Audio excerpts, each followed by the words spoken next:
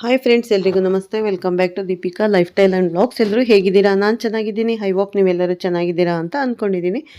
Please friends, ಈ ವಿಡಿಯೋನ ಫಸ್ಟಿಂದ ಕೊನೆವರೆಗೂ ಸ್ಕಿಪ್ ಮಾಡಿದೆ ನೋಡಿ. ಇಷ್ಟ ಆದರೆ ಲೈಕ್ ಮಾಡಿ, ಶೇರ್ ಮಾಡಿ, ಹಾಗೆ ಓಂ ಶನೇಶ್ವರಾಯ ನಮಃ ಅಂತ ಒಂದು ಕಮೆಂಟ್ ಮಾಡೋದನ್ನು ಖಂಡಿತ ಮರಿಬೇಡಿ. ನಾನು ಇವಾಗ ತಿಳಿಸ್ಕೊಡ್ತಾ ಇದ್ದೀನಿ 2026 ಹೊಸ ವರ್ಷದ ಕುಂಭರಾಶಿ ಭವಿಷ್ಯ ಹೇಗಿದೆ ಅನ್ನೋದನ್ನು ನಾನು ಇವಾಗ ತಿಳಿಸ್ಕೊಡ್ತಾ ಇದ್ದೀನಿ. ಎಲ್ಲೂ ಸ್ಕಿಪ್ ಮಾಡಿದೆ ನೋಡಿ. ನಿಮ್ಗೆ ಇಷ್ಟ ಆದರೆ ಲೈಕ್ ಮಾಡಿ, ಶೇರ್ ಮಾಡಿ.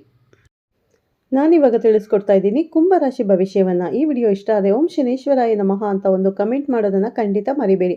ಈ ಕುಂಭರಾಶಿ 2026ರಲ್ಲಿ ಕುಂಭರಾಶಿಯವರ ಭವಿಷ್ಯ ಹೇಗಿರುತ್ತೆ, ಸೊ ಅದರ ಬಗ್ಗೆ ತಿಳಿಸಿಕೊಡೋದಾದರೆ, ಕುಂಭರಾಶಿ ಧನಿಷ್ಠ, ಶತಭಿಷ, ಪೂರ್ವಭಾದ್ರ ನಕ್ಷತ್ರಗಳು ಕುಂಭರಾಶಿಯಲ್ಲಿ ಇರುವಂಥದ್ದು. ಶನಿ ಮಹಾತ್ಮರೇ ಇದಕ್ಕೆ ಅಧಿಪತಿಯಾಗಿರ್ತಾರೆ. ನಾನು ಮೊದಲೇ ತಿಳಿಸಿಕೊಟ್ಟಂಗೆ ಕುಂಭ ಅಂದಿದ ತಕ್ಷಣ ನಾನು ಮೊದಲೇ ತಿಳಿಸಿಕೊಟ್ಟಿದ್ದೇನೆ ನಿಮಗೆ. ಗಡಿಗೆ ಆ ಥರದ ತೋರಿಸುತ್ತೆ. ತುಂಬ ಏನೇನೋ ಪ್ಲಾನ್ ಹಾಕೊಳ್ತಾರೆ. ತುಂಬ ಫ್ರಾಂಕ್ ಇರೋದು ಕುಂಭರಾಶಿಯವರಿಗೆ. ತುಂಬ ಜನ ಪ್ರಪಂಚದಲ್ಲಿ ಅಂದರೆ ನಮ್ಮ ಭಾರತದಲ್ಲಿ ಅಂತ ತಿಳ್ಕೊಳ್ಳಿ, ಇಂದ ಸ್ಟಾರ್ಟ್ ಆಗುವಂಥದ್ದು. ಈ ಇಂದ ಸ್ಟಾರ್ಟ್ ಆಗುವಂಥದ್ದು ಅಂದರೆ ಸಾಹಸ ಸಿಯಿಂದ ಸ್ಟಾರ್ಟ್ ಆಗುವಂಥದ್ದು ಸಹ ಕುಂಭರಾಶಿಯವರೇ. ಅಕ್ಷರದಿಂದ ಸ್ಟಾರ್ಟ್ ಆಗುತ್ತೆ. ನೀವು ಯೋಚನೆ ಮಾಡಿ, 100 ಜನನ ಕರ್ಕೊಂಡು ಬಂದರೆ 50 ಜನ ಬರೀ ಇಂದ ಸ್ಟಾರ್ಟ್ ಆಗೋರೇ ಸಿಗ್ತಾರೆ ನಿಮಗೆ. ಈ ರೀತಿ ಇರುವಂಥದ್ದು. ಅದೇ ರೀತಿ ಇವರು ಹೇಗೆ ಅಂದರೆ ಪ್ಲಾನಿಂಗ್ ತುಂಬ ಚೆನ್ನಾಗಿರುತ್ತೆ, ಪ್ರೋಗ್ರೆಸ್ ಚೆನ್ನಾಗಿರುತ್ತೆ. ಮಧ್ಯದಲ್ಲಿ ಬ್ರೇಕ್ ಆಗುವಂಥದ್ದು.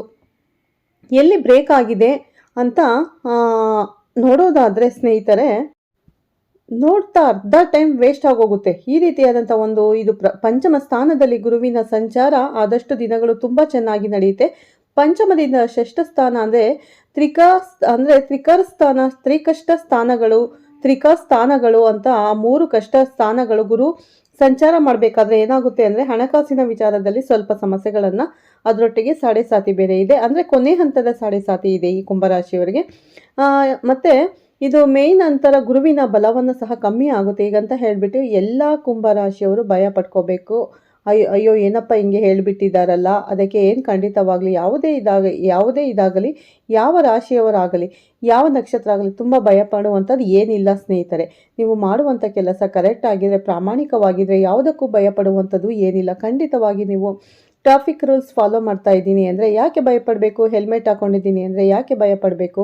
ನಿಧಾನ ಓಡಿಸಿದ್ದೀನಿ ಹಂಗೂ ಹೇಳ್ಬೋದು. ಬೇರೆಯವರು ಯಾರೋ ಬಂದು ಗುದ್ಬಿಟ್ರೆ ಹೆಂಗೆ ಅಂತ. ಅದೇ ಗ್ರಾಚಾರ. ಅದಕ್ಕೆ ಅಲರ್ಟ್ ಆಗಿರಬೇಕು. ಅಲರ್ಟ್ ಅಂತ ಹೇಳೋದು ಅದಕ್ಕೆ. ಈ ರೀತಿ ಜೀವನವನ್ನು ಸಾಗಿಸ್ಕೊಂಡು ಹೋದರೆ ಖಂಡಿತವಾಗ್ಲೂ ಕುಂಭರಾಶಿಯವರು ಸಹ ನಾನು ಆಗಲೇ ಹೇಳಿದ್ನಲ್ಲ, ಸಾಡೆ ಸಾತಿ ಆಗಿರಬಹುದು ಅಥವಾ ಷಷ್ಠವದಲ್ಲಿ ಗುರು ಸಂಚಾರ ಮಾಡಬೇಕಾದ್ರೆ ಆಗಿರಬಹುದು. ನಾವು ಎಲ್ಲದಕ್ಕೂ ಪರಿಹಾರಗಳಿವೆ, ಮಾಡಿಕೊಂಡು ಹೋದರೆ ಸಾಕು ಸ್ನೇಹಿತರೆ. ಕುಂಭರಾಶಿಯವರಲ್ಲಿ 2026ರಲ್ಲಿ ಗುರು ಬೇರೆ ರಾಶಿಗೆ ಸಂಚಾರ ಮಾಡೋದ್ರಿಂದ, ಅದರ ಜೊತೆಗೆ ಸಾಡೆ ಸಾತಿ ಇರೋದ್ರಿಂದ, ಸೊ ಕುಂಭರಾಶಿಯವರಿಗೆ 2026ರಲ್ಲಿ 2 ಶಕ್ತಿಗಳಿಂದ ಯಾವ ರೀತಿ ಪ್ರಭಾವ ಬೀಳುತ್ತೆ ಅಂತ ಓಕೆ ನೋಡಿ.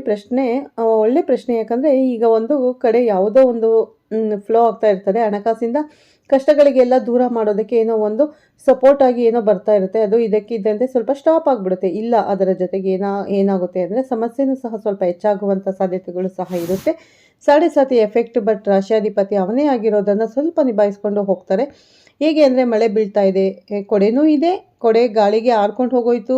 ಇದಕ್ಕೆ ಇದ್ದಂಗೆ ಕೊಡೆ ಅನ್ನೋದು ಗುರುವಿನ ಬಲ ಇದ್ದಂಗೆ. ಆ ಗುರು ಬಲ ಹೋಗ್ಬಿಡ್ತಲ್ಲ, ಮಳೆ ಜೋರಾಗಿ ಹೋಯಿತು, ಜೋರಾಗಿ ಬರ್ತಾ ಇದೆ ಅನ್ನೋ ಥರ ಇರ್ತದೆ. ಆದರೂ ಸಹ ನಿಮ್ಮ ಕರ್ಮಾನುಸಾರ ನಿಮಗೆ ಫಲ ಹೆಚ್ಚಾಗುತ್ತೆ. ನೀವು ಮಾಡುವಂಥ ಕರ್ಮವೂ ಸಹ ಅದಕ್ಕೆ ಅಪ್ಲೈ ಮಾಡ್ಕೋಬೇಕಾಗುತ್ತೆ. ಆದರೆ ಯಾವುದೂ ಭಯಪಡುವಂಥದ್ದು ಏನೂ ಇಲ್ಲ. ಪ್ರತಿನಿತ್ಯ ಹನುಮಂತನ ಸ್ಮರಣೆ ಅಥವಾ ಮಂಗಳವಾರ, ಶನಿವಾರ ಹನುಮಂತನ ದೇವಸ್ಥಾನಕ್ಕೆ ಹೋಗುವಂಥದ್ದು, ಗುರುಗಳು ಸ್ಮರಣೆ ಮಾಡುವಂಥದ್ದು, ಇದೆಲ್ಲ ಮಾಡಿಕೊಂಡು ಹೋದರೆ ಖಂಡಿತ ಈ ಪರಿಣಾಮ ಅಂತ ಹೇಳಿದ್ರಲ್ಲ, ಅದಕ್ಕೆ ಪರಿಹಾರ ಅಷ್ಟೇ ಸಾಕಾಗುತ್ತೆ. ಇನ್ನೇನು ತೊಂದರೆ ಏನೂ ಇರೋದಿಲ್ಲ. ಈ ಸಾಡೆ ಸಾತ್ ಅನ್ನೋದಿದೆಯಲ್ಲ ಅಂತ ಹೇಳಿದರೆ, ಅದು ಮಕ್ಕಳ ಮೇಲೆ, ಅವರ ಜೊತೆಗೆ ಉದ್ಯೋಗಸ್ಥರ ಮೇಲೆ ಬೀರುತ್ತಾ ಅಂತ ನೋಡಿ. ಈ ಸಾಡೆ ಸಾತಿನ ತಕ್ಷಣ ಮಕ್ಕಳ ಮೇಲೆ ಪರಿಣಾಮ ಬೀಳುತ್ತೋ ಅಥವಾ ಹಿರಿಯರ ಮೇಲೆ ಪರಿಣಾಮ ಬೀಳುತ್ತೋ ಅಥವಾ ಯುವಕರ ಮೇಲೋ ಉದ್ಯೋಗಸ್ಥರ ಮೇಲೋ ಅನ್ನೋ ಥರ ಏನಿಲ್ಲ. ಮಕ್ಕಳ ಮೇಲೆ ಬಿದ್ದಂತಹ ಸಾಮಾನ್ಯವಾಗಿ ತಂದೆ ತಾಯಿಗಳಿಗೆ ಅದರ ಎಫೆಕ್ಟ್ ಕಾಣಿಸ್ತಾ ಇರುತ್ತೆ. ಹಾಗಂತ ಹೇಳ್ಬಿಟ್ಟು ತುಂಬ ಹೆಚ್ಚಾಗಿ ಭಯಪಡುವಂಥದ್ದು ಮಕ್ಕಳಲ್ಲಿ ಸಾಡೆ ಸಾತಿ ಬಂದುಬಿಟ್ರೆ ಇನ್ನು 30 ವರ್ಷದ ತನಕ ಭಯಪಡುವಂಥದ್ದು ಏನೂ ಇರಲ್ಲ. ಅವರು ಆರಾಮಾಗಿ ಅವರ ಜೀವನವನ್ನು ಮುಂದಿನ ದಿನಗಳಲ್ಲಿ ತುಂಬ ಚೆನ್ನಾಗಿ ಸಾಗಿಸಬಹುದು. ಯಾಕಂದರೆ ವಿದ್ಯಾಭ್ಯಾಸದಲ್ಲಿ ಏನು ಸಮಸ್ಯೆ ಆಗಲ್ಲ. ಬಟ್ ಪ್ರಮುಖವಾಗಿ ಯಾರೆಲ್ಲ ಶಕ್ತರು ಇರ್ತಾರೋ ಅಂಥವರ ಮೇಲೆ ಹೆಚ್ಚು ಪರಿಣಾಮ ಬೀಳುವಂಥದ್ದು. ಅದರೊಟ್ಟಿಗೆ ಯಾರೆಲ್ಲ ಪ್ರಾಮಾಣಿಕತೆ ಇಲ್ಲದೆ ಇರುವಂಥವ್ರು ಯಾರು ಇರ್ತಾರೋ ಅವರಿಗೆ ಸ್ವಲ್ಪ ಸಮಸ್ಯೆ ಹೆಚ್ಚಾಗುವಂಥದ್ದು. ಅದರಲ್ಲಿ ಉದ್ಯೋಗಸ್ಥರಿಗೆ ಏನು ಸಮಸ್ಯೆ ಅಂದರೆ, ಕರ್ಮಕಾರಕನೇ ಶನಿ ಆಗಿರೋದ್ರಿಂದ ತಾನು ಮಾಡುವಂಥ ಕೆಲಸದಲ್ಲಿ ಎಲ್ಲೋ ಒಂದು ಚೂರು ವ್ಯತ್ಯಾಸ ಆಗುತ್ತೆ ಅಂದಿನ ತಕ್ಷಣ ಸಮಸ್ಯೆ, ಕಟ್ಟಿಟ್ಟ ಬುದ್ಧಿ ಅದರೊಟ್ಟಿಗೆ ಏನಾಗುತ್ತೆ ಅಂದರೆ ಒಂದೊಂದು ಬಾರಿ ಇಬ್ಬರು ಮಾಡೋ ಕೆಲಸ ಒಬ್ಬರಿಗೆ ಬಂದುಬಿಡುತ್ತೆ. ಅಯ್ಯೋ ಏನು ಸಿಸ್ಟಮ್ ಮುಂದೆ ಕುತ್ಕೊಂಡು ಕೆಲಸ ಮಾಡಿ ಸಾಕಾಯಿತು. ವೃತ್ತ ತಿರುಗಾಟ ಸ್ಪೆಷಲಿ ಯಾರೆಲ್ಲ ತಿರುಗಿಕೊಂಡು ಕೆಲಸ ಮಾಡ್ತಾರೋ ಅಂಥವರಿಗಂತೂ ಸಾಕಷ್ಟು ದೇಹಾಲಸ್ಯ ಹೆಚ್ಚಾಗುವಂಥ ಸಾಧ್ಯತೆಗಳು ತುಂಬ ಹೆಚ್ಚಾಗಿರುತ್ತೆ. ಅದೇ ರೀತಿ ಯಾರೆಲ್ಲ ವೈದ್ಯಕೀಯ ರಂಗದಲ್ಲಿ ಇರ್ತಾರೋ ಅವರಿಗೆ ಸ್ವಲ್ಪ ಸಮಸ್ಯೆಗಳು, ಅದೇ ರೀತಿ ನ್ಯಾಯಾಧೀಶರು ಆಗಿರ್ಬೋದು, ಲಾಯರ್ಗಳಾಗಿರ್ಬೋದು, ಇಂಥವರಿಗೂ ಸಹ ಅಂದರೆ ಪ್ರಾಮಾಣಿಕ ಇಲ್ಲ ಅಂದಾಗ ಸ್ವಲ್ಪ ವ್ಯತ್ಯಾಸಗಳು ಕಾಣುವಂಥ ಸಾಧ್ಯತೆಗಳು ಹೆಚ್ಚಾಗಿರುತ್ತೆ. ಅದನ್ನು ಹೊರತುಪಡಿಸಿದ್ರೆ ಬೇರೆ ಅತಿ ಹೆಚ್ಚು ಸಮಸ್ಯೆ ಏನೂ ಇಲ್ಲ. ಭಯ ಪಡ್ಕೋಬೇಕಾಗಿ ಆ ಥರದ್ದು ಏನೂ ಇಲ್ಲ ಸ್ನೇಹಿತರೆ. ಎಲ್ಲರೂ ಜೀವನದಲ್ಲಿ ಸಾಡೆ ಸಾತಿಯನ್ನು 3 ಬಾರಿ ನೋಡ್ತಾರೆ. ಅದರ ಬಗ್ಗೆನೂ ತುಂಬ ಭಯ ಪಡ್ಕೊಂಡು ಜೀವನ ಮಾಡಬೇಕು ಅಂದರೆ ಸರಿಯಾದಂತಹ ಸಮಂಜಸವಾದಂಥ ಪರಿಹಾರಗಳು ಮಾಡಿಕೊಂಡ್ರೆ ಹೋದರೆ ಸಾಕಾಗುತ್ತೆ. ಈ ಸಾಡೆ ಸಾತಿಗೆ ಪರಿಹಾರಗಳು ಏನಿರುತ್ತೆ, ಕುಂಭರಾಶಿಯವರು ಏನೆಲ್ಲ ಪರಿಹಾರಗಳನ್ನು ಮಾಡ್ಕೋಬೇಕಾಗುತ್ತೆ ಅಂತ, ಸಾಡೆ ಸಾತಿ ಅಂದಿದ ತಕ್ಷಣ ನಾವು ಹನುಮಂತನ ಸ್ಮರಣೆ ಮಾಡಿ ಅಂತಲೇ ಹೆಚ್ಚಾಗಿ ಹೇಳುವಂಥದ್ದು. ಹನುಮಾನ್ ಚಾಲೀಸ ಓದುವಂಥದ್ದು, ಹನುಮಂತನ ದೇವಸ್ಥಾನಕ್ಕೆ ಹೋಗುವಂಥದ್ದು, ಹನುಮಂತನ ದೇವಸ್ಥಾನದಲ್ಲಿ ಹೋಗಿ ಒಂದು ಸ್ವಲ್ಪ ಹೊತ್ತು ಕೂತ್ಕೊಳ್ಳುವಂಥದ್ದು, ದೇವರ ದರ್ಶನ ಮಾಡುವಂಥದ್ದು, ಅಭಿಷೇಕ ಕೊಡುವಂಥದ್ದು, ಎಳ್ಳೆಣ್ಣೆ ದೀಪ ಹಚ್ಚೋದು, ಎಲ್ಲ ಎಳ್ಳೆಣ್ಣೆ ಅಭಿಷೇಕ ಕೊಡುವಂಥದ್ದು, ಶ್ರೀಮಾತ್ಮನ ದೇವಸ್ಥಾನಕ್ಕೆ ಹೋಗುವಂಥದ್ದು, ಶನಿವಾರಗಳು ಮಂಗಳವಾರದಲ್ಲೂ ಹನುಮಂತನ ದೇವಸ್ಥಾನಕ್ಕೆ ಹೋಗಿ ನಮಸ್ಕಾರ ಮಾಡಿಕೊಂಡು 7 ವೇಳೆ ಪ್ರದಕ್ಷಿಣೆ ಅಂದರೆ 7 ರೌಂಡ್ ಪ್ರದಕ್ಷಿಣೆ ಹಾಕೊಂಡು ಬರುವಂಥದ್ದು, ಈ ರೀತಿಯಾದಂಥ ಪರಿಹಾರಗಳು ಮಾಡ್ಕೊಂಡು ಬಂದರೆ ಖಂಡಿತ ಒಳ್ಳೆಯದಾಗುತ್ತೆ. ಅದೇನು ಭಯಪಡುವಂಥದ್ದು ಏನಿಲ್ಲ ಸ್ನೇಹಿತರೆ.